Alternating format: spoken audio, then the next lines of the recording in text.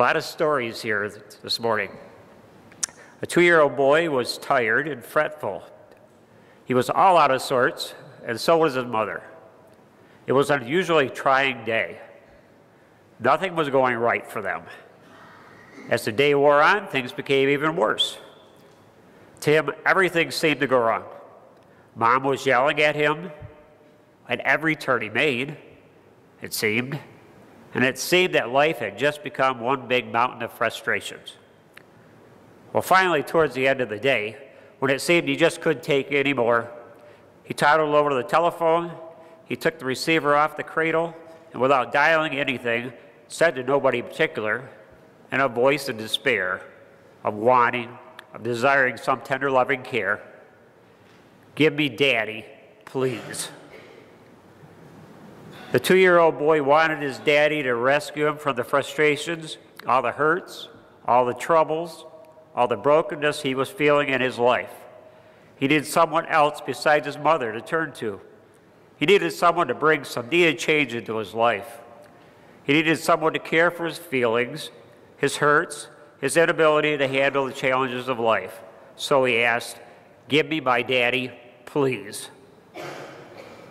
Well, in our gospel this morning, the people came to Jesus with that same kind of attitude.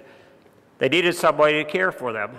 They saw Jesus and they ran to him with all the frustrations, the hurts, the troubles in their lives. They ran to Jesus, in a sense, said, as that boy in our story, "Give me Daddy, please."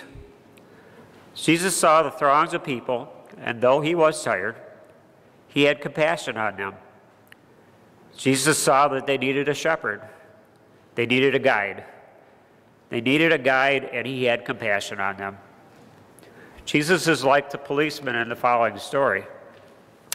A pastor wrote, "I was on Times Square in New York during rush hour. Thousands of people were crowding and pushing at the corner, ready to cross the intersection.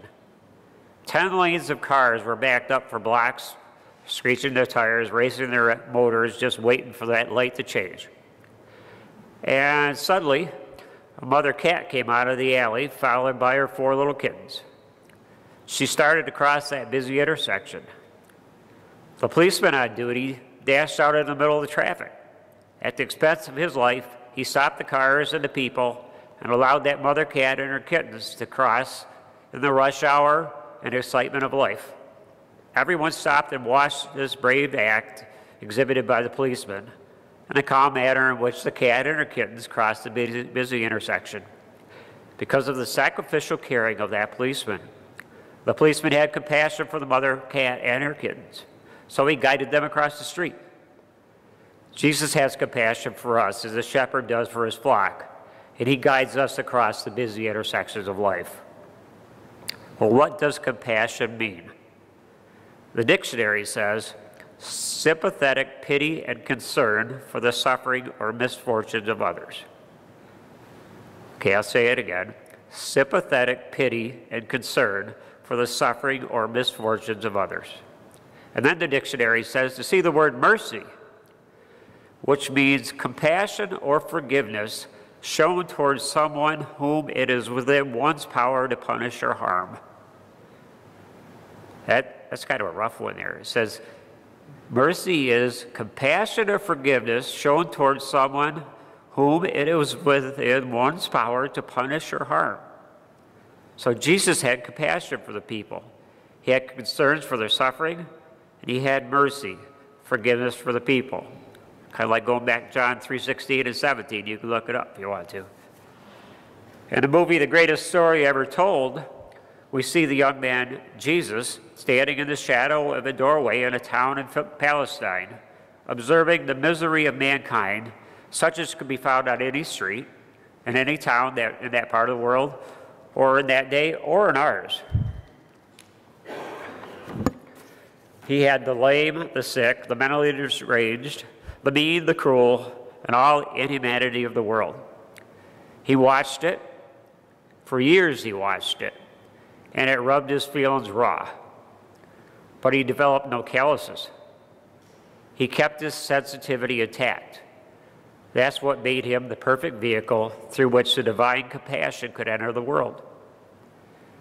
As he was growing up, Jesus saw the human condition all around him. He saw sickness, he saw death, he saw poverty, he saw broken relationships. He saw it all. So when his time for the ministry began, he had already developed the compassionate heart that was needed. Now he could do something about the human condition. He healed the sick, he gave support to the grieving, he told the people that God loved them as they experienced the human condition. So when the crowds followed him, he did not send them away, but he had compassion on them. He saw their brokenness, and he extended the compassion of God's Son to them. And that brings us to the question, if Christ had compassion on the crowds, what are we to do? Well, Luther, in his commentary to Galatians, said, "To love means to bear another's burdens. Christians must have strong shoulders to bear the burdens of their fellow Christians. We must have strong shoulders to bear one another's burdens. We need to have compassion like Christ." Luther says we are to be like little Christ in the world. The New York Times had a story about a little boy who was riding a bus. He sat so close to a woman dressed in a gray suit that everybody assumed he was her son and she his mother, until finally another lady sat down on the same seat with him. Well, when the little boy put his feet up on the seat and got the other lady's dress dirty, she turned to the woman in the gray suit and said, "Would you please tell your son to put his feet down because he's getting my dress dirty?" Well, the lady in the gray suit pushed the boy away and said, "He's not my son. I've never seen him before in my life." The second lady looked at the little boy sadly for a moment, then started talking with him. She asked him if he was traveling alone. "Yes," he said, "I always travel alone. My mommy and my daddy are both dead, and I live with Aunt Clara. But Aunt Clara thinks that Aunt Mildred ought to take her turn in taking care of me too. So whenever she gets tired of me, she sends me to Aunt Mildred. I'm going to Aunt Mildred's now." The woman said, "It must be tough traveling alone." "Yeah," said the little boy, "it is, but I never get lost. But," he said, "sometimes I do get very lonesome. So whenever I see someone with a kind face, I sit close to them, and I pretend that I belong to them and that they belong to me." And he continued, he said, "I sure hope Aunt Mildred is home when I get there because it looks like it's going to rain, and I don't like to be outside when it rains." The woman reached over and grabbed the boy, hugged him so tightly that it almost hurt, and wished for a moment that this little boy who wanted so much to belong could belong to her. So what does compassion mean? The dictionary says it's sympathetic pity and concern for the suffering or misfortunes of others. And I could add, let us all remember the words from Lamentations of the prophet, that the steadfast love of the Lord never ceases, his mercies never come to an end, and compassion is a part of it. Amen.